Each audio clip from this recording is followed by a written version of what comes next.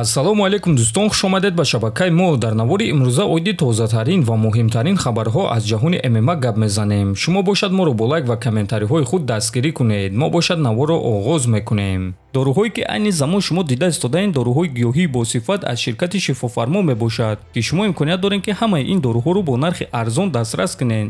доруҳо барои хунукзадагӣ ва қавӣ кардани мардонагӣ, барои фарбе ва харобшавӣ, барои ришу мӯйсарбарорӣ, барои дарди дил, дарди мушакҳо ва ҳамчунин равғани сиёҳдона, ки пайғамбар саллаллоҳу алайҳи васаллам гуфта буд ки ба ғайр аз марг ба ҳамаи дигар дардҳо даво мебахшад. худи ҳозир ба номерҳои дар рӯи экран буда занг зада доруҳои даркории худро харидорӣ кунед ва ҳатман аз номи канали Паҳлавон гап занед. ҳамин гуна шумо ҳам доруҳои даркории худро ба даст меоред ва ҳам канали моро сахт дастгирӣ мекунед.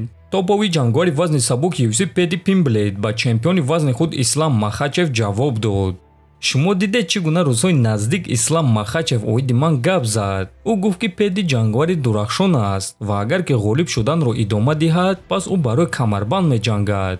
медонӣ чӣ Ислам, мо омада истодаем бародар, мо аллакай наздикем, гуфтааст Пимблейд. бояд қайд кард ки Педи Пимблейд дар UFC 6 муҳориба гузаронида 6 ғалаба ба даст овардааст ва айни замон ӯ 6 ғалабаи пайдарҳам дар вазни сабук дорад. ӯ чунин ҷангварон ба монанди Тони Фергюсон, Боби Грин, Ҷордан Лавитро шикаст додааст ва UFC ӯро хеле пеш бурда истоданд. аён аст ки ташкилоти UFC аз ӯ ситораи калон сохтан мехоҳанд, чунки ӯ мухлиси хеле зиёд дорад ва дар кишвари худ Англия хеле машҳур аст.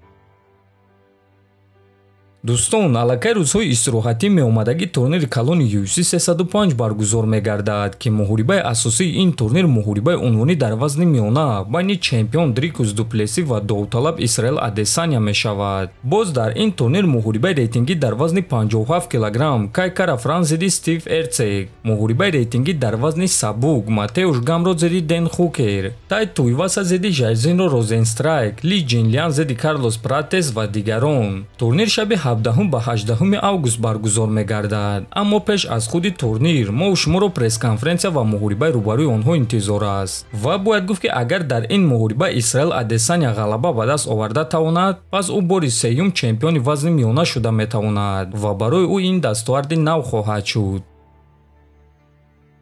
дӯстон, варзигари ҷавон ва бебохти тоҷик Самандар Муродов ба Амрико сафар кард. мураббии ӯ Раҷабалӣ Баёнов акси Самандарро аз фурудгоҳ нашр карда барор рахш навишт ва дар ин акс дида мешавад ки Самандар ба сафар баромад. ӯ ба Амрико барои тамрин ва бастани созишнома бо ташкилоти UFC рафта истодааст ва мо албатта ки ба Самандар барор хоҳонем. хотиррасон мекунем ки Самандар Муродов бо ширкати менеҷерии Dominance MMA, ки роҳбари ин ширкат менеҷери машҳур Али Абдулазиз аст, ҳамкорӣ мекунад. ҳамчунин яке аз чеҳраҳои асосии ин ширкат ҳамватани мову шумо Фирдавси Ҳалим аст, ки маҳз ӯ корҳои Самандарро пеш бурда истодааст ва умедвор мешавем ки онҳо бо UFC шартнома баста метавонанд ва мову шумо дар ояндаи наздик баромадҳои Самандарро дар UFC хоҳем дид. ана дигар варзигари бебохти тоҷик Нурулло Алиев бошад дар саҳифаҳои иҷтимоӣ худ хабар дод ки ба наздикон мову шумо мухлисони тоҷикро хабарҳои хуб интизор аст. бояд гуфт ки Алиев осеби худро барқарор кард ва барои баромад кардан омода аст. барои ҳамин бозгашти Нурулло Алиевро бесаброна интизор хоҳем шуд ва умедвор мешавем ки то охири сол Нурулло муҳорибаи навбатии худро дар UFC мегузаронад.